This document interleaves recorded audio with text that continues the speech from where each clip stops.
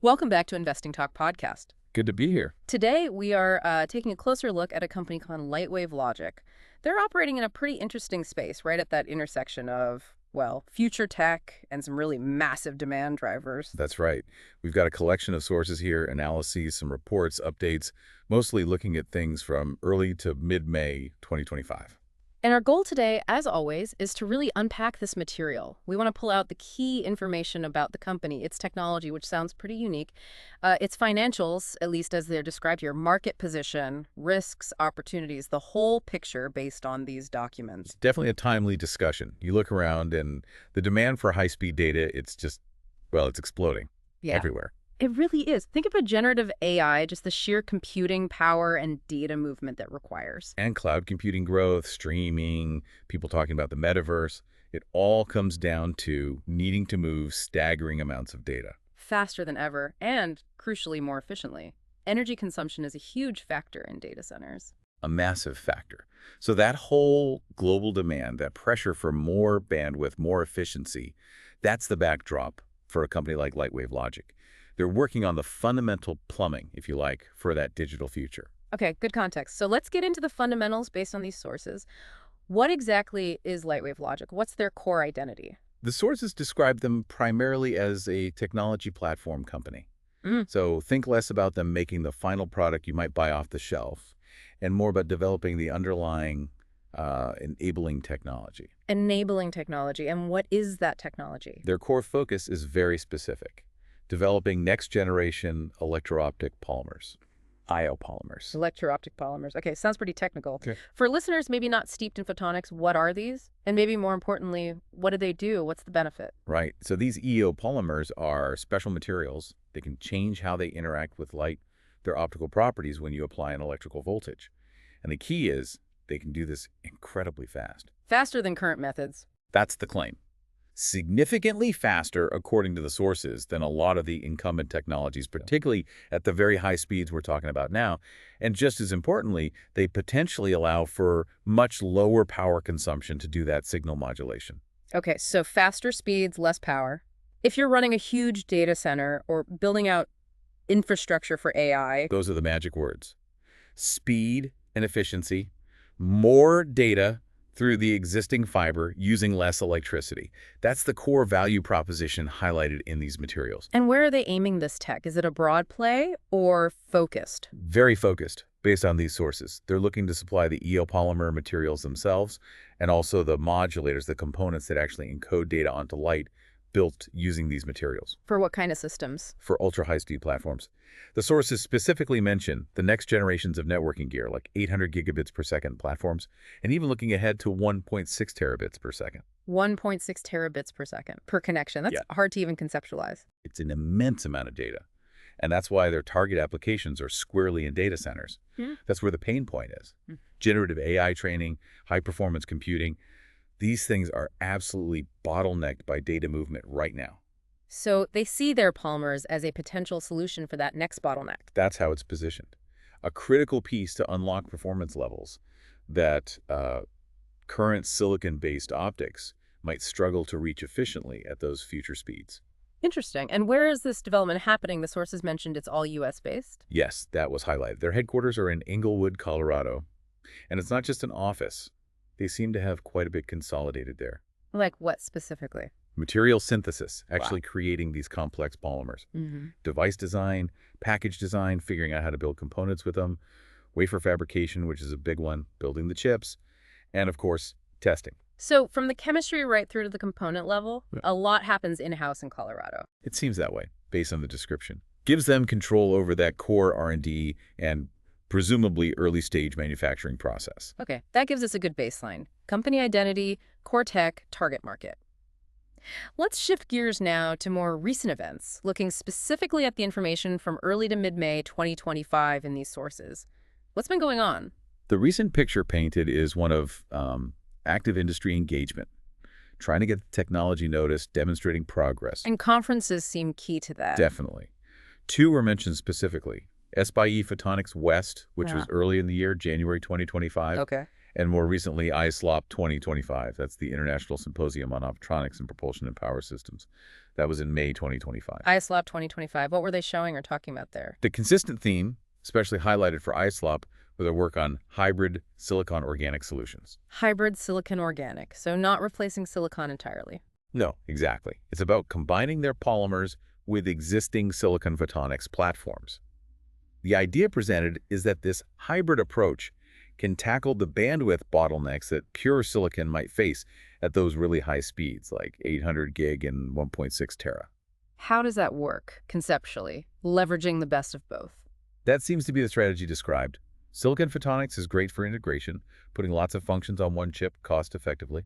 But the sources suggest that for the actual high-speed modulation, putting the data onto the light silicon has limitations at extreme speeds. And that's where the polymers come in. That's the argument. Lightwave claims their polymers are much better suited for that ultra-fast, low-power modulation step. So use silicon for integration, use polymers for the speed-critical modulation, a synergistic approach. Makes sense. And presenting this at technical conferences like ISLOP, what's the significance? Well, it's about technical validation, first off, showing the engineering community your progress. But it's also crucial for visibility. Potential partners, customers, even competitors are watching these events. It signals maturity. And there was a specific high-profile presentation at ISLOP. Yes, Siraj Noor El-Ahmadi, who's on their board of directors, gave a keynote address there on May 6th. The keynote. Focused specifically on these hybrid silicon organic solutions for high-speed interconnects. Giving a keynote suggests a certain level of recognition within that technical field. Beyond these external conferences, they had their own event in May, too, right? Correct. The annual shareholder meeting, held May 15th in Inglewood, included a corporate update presentation. And accessible online? Yes. Sources noted it was webcast live, so accessible virtually for those who couldn't attend. Standard practice now, but important for communication. The sources suggested these events, ISLOP and the shareholder meeting, might have boosted investor attention. Why would that be? For companies at this stage, these are key communication points. Management gets to lay out the vision, show progress, update the roadmap with more color than just a press release. Investors look for signs of progress towards commercialization, external validation. So a technical keynote provides some validation. The corporate update gives the business picture. Precisely.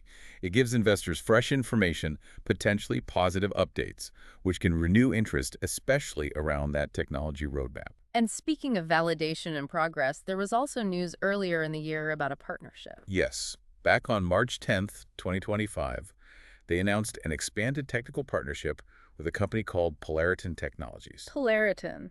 And the goal of that collaboration? The stated aim is pretty ambitious.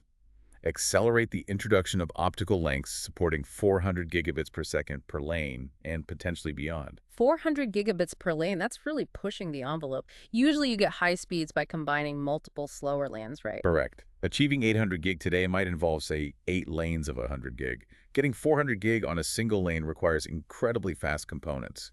It's seen as necessary for future 1.6 terabit modules and maybe even higher speeds down the road. And this partnership is aimed at the same core markets. Yes.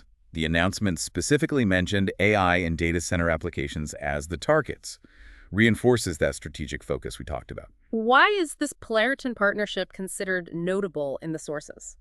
It's seen as significant because it suggests continued, maybe even expanding, external technical validation. Another tech company is collaborating with them to push towards these very high speeds.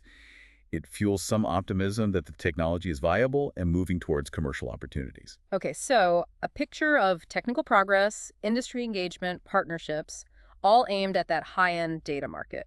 But the sources also noted what hasn't happened recently. That's also important context. As of late May 2025, when these sources were compiled, there were no reports of major new earnings announcements or significant commercial product launches since that shareholder meeting.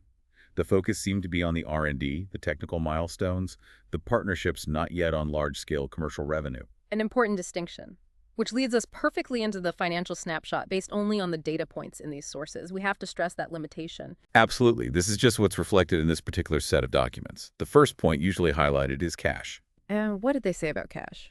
The figure mentioned was cash exceeding $27 million, but that was as of September 30, 2024. So a bit dated, but that was the number provided. Over $27 million. How is that positioned? It's presented as a key strength. For a company deep in R&D, that's a significant cash buffer. It gives them financial flexibility, allows them to fund that ongoing development and operations without, immediate pressure to go back to the market for more money.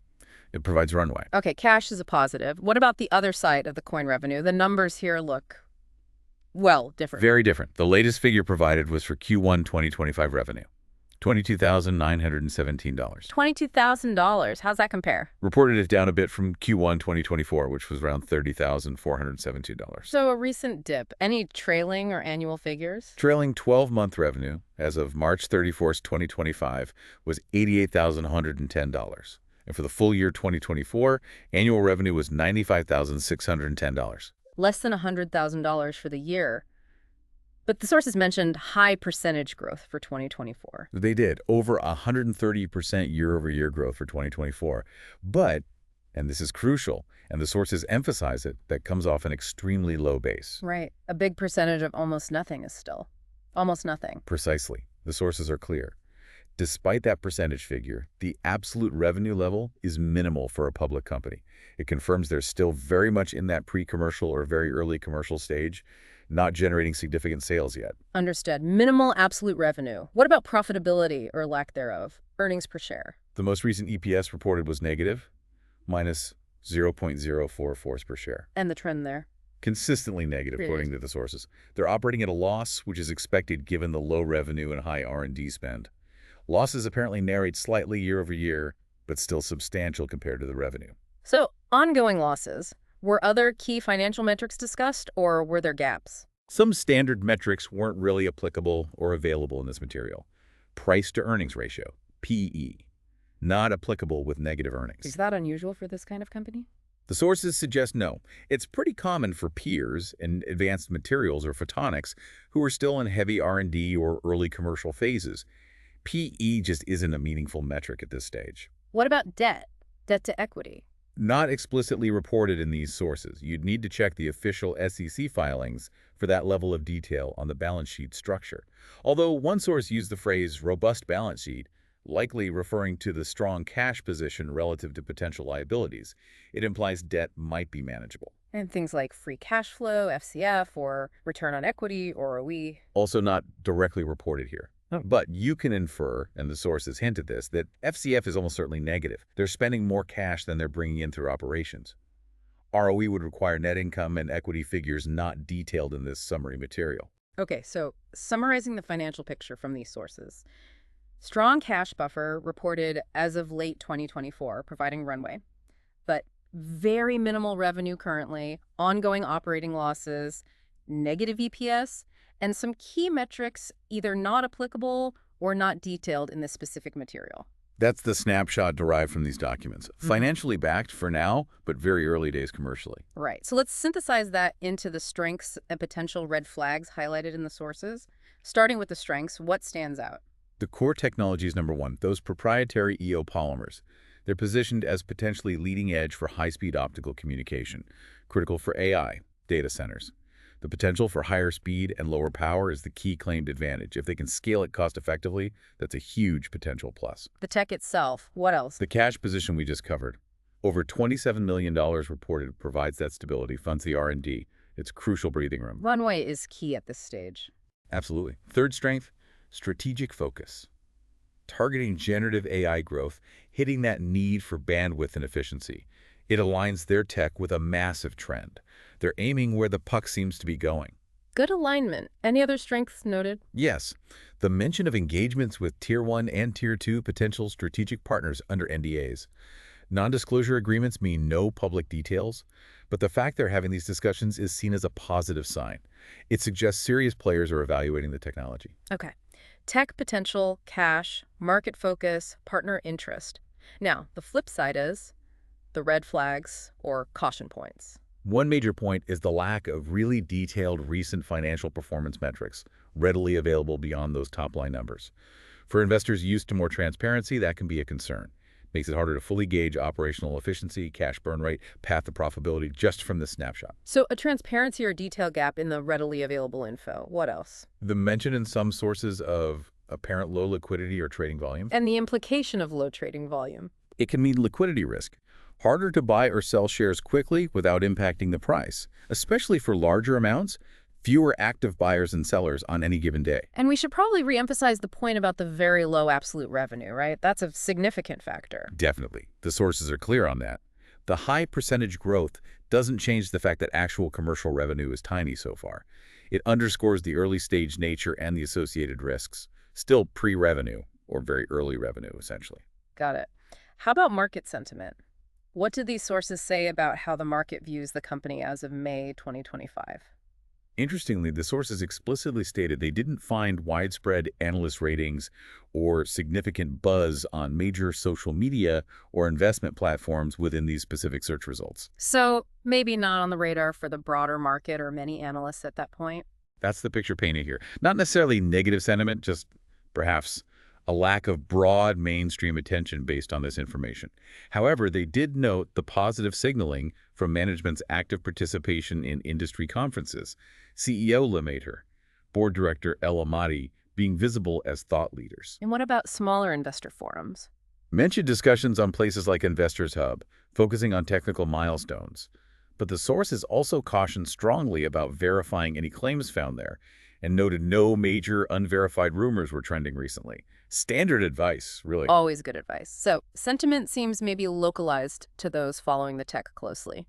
Okay, let's position them in the market. What sector is this and who are they up against? They operate in the optical transceiver market components that handle the electrical to optical conversion for fiber optics. And it's a huge market, projected by one source to hit $100 billion by 2030. $100 billion. That suggests serious competition. Described as highly competitive. The main competitors are typically established silicon photonics firms, other integrated optics providers, often large companies. Like who? Any examples mentioned? Sources mentioned major players in optical networking innovation, like Intel, big in silicon photonics, and Cisco, especially after acquiring Acacia. These are huge companies with deep pockets and established market presence. So how does a smaller company like Lightwave Logic compete? What's their angle against these giants? It comes back to their specific technology and focus. While competitors often rely heavily on silicon-only approaches or offer broader component ranges, Lightwave's differentiator is claimed to be these proprietary EO polymers for ultra-high speed, particularly modulators. And the hybrid approach we discussed. Exactly. Integrating their polymers with silicon, not necessarily replacing it wholesale. They're positioning themselves as a potential disruptor, specifically for the next generation of optical communication, especially as speeds push beyond what silicon might handle efficiently for modulation. They're betting that performance gap will open the door. Banking on their material becoming essential at the highest speeds. Let's look ahead then. What potential catalysts did the sources mention investors might watch for? A few things. The recent presentations at ISLAP 2025, focusing on the hybrid solutions, positive feedback, or follow-on partnerships stemming from that could be catalysts. Any concrete business agreements would be significant. So watch for news following those technical showcases. Right, and just their continued industry engagement via conferences and partnership development, like with Polariton. Progress updates there keep interest alive. That Polariton partnership seems key. It is highlighted as underpinning optimism. If they demonstrate progress towards that 400 GBPs per lane target, that would be a major technical milestone and could significantly boost confidence in their commercialization path. Okay, potential catalysts related to technical validation and partnerships. What about the risks looking forward? Several key risks were outlined. Market adoption risk is a big one. Even if the tech works well, will the market choose polymers over improving silicon or other competing technologies? Cost, manufacturability, reliability, these all play a role. Technical merit isn't everything. Not at all. Then there's potential regulatory changes affecting manufacturing or materials, a general risk in this industry. Broader economic factors, too. Yes, macroeconomic conditions. If data center spending slows down due to an economic downturn, demand for advanced components could drop, impacting Lightwave's target market. And the competition. Intense competition from established players remains a major risk. Fighting for market share against giants like Intel and Cisco is obviously a huge challenge. Though the sources did note no specific recent legal or regulatory issues for Lightwave Logic itself were reported in this material. Correct. Just the general industry risks were mentioned in that context. Okay, we've covered a lot. The tech, recent moves, financials, strengths, weaknesses, market landscape, catalysts, risks. Let's pull it together. What was the summary assessment or recommendation given in these sources?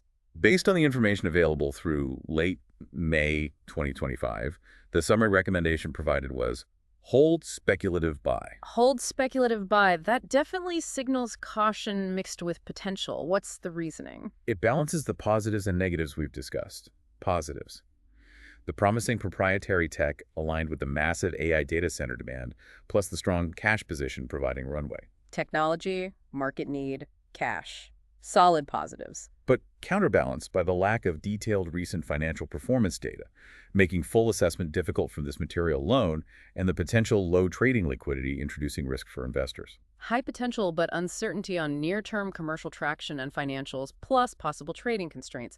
What's the final guidance for investors from these sources? Monitor closely. Watch those industry presentations and company updates for concrete signs of partnerships turning into real revenue streams or commercial agreements. That's the key signal to look for now: commercial validation. Focus on business traction, not just tech demos. That's the suggestion.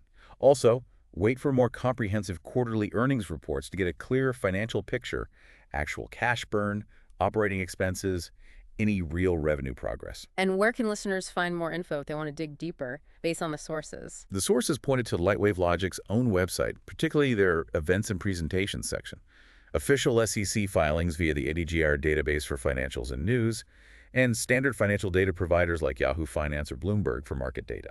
Excellent pointers for further research. This has been a thorough exploration of Lightwave Logic based on these specific May 2025 sources. We've really unpacked the potential, the challenges, the financials as reported, and the competitive environment. It's a classic case, isn't it?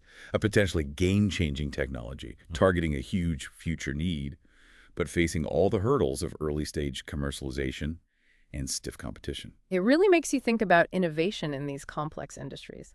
So let's leave our listeners with this final thought, building on what we've discussed from these sources. Considering the scale of the optical interconnect market and the power of the incumbents, can a potentially breakthrough material technology like these polymers, still very early stage, realistically disrupt such a massive market?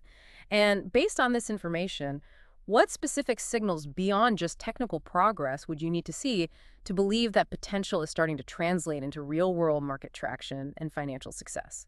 What bridges that gap from lab promise to market reality? A fundamental question indeed, turning that potential into performance in a very demanding race. It certainly is. Thank you for joining us and sharing your insights on this. My pleasure. It was an interesting set of materials to review. And for all of you listening, if you found this discussion valuable, please do subscribe, give us a like, and maybe drop a comment below. Let us know your thoughts or suggest other topics or companies you'd like us to examine based on available sources. We appreciate the engagement. Until next time.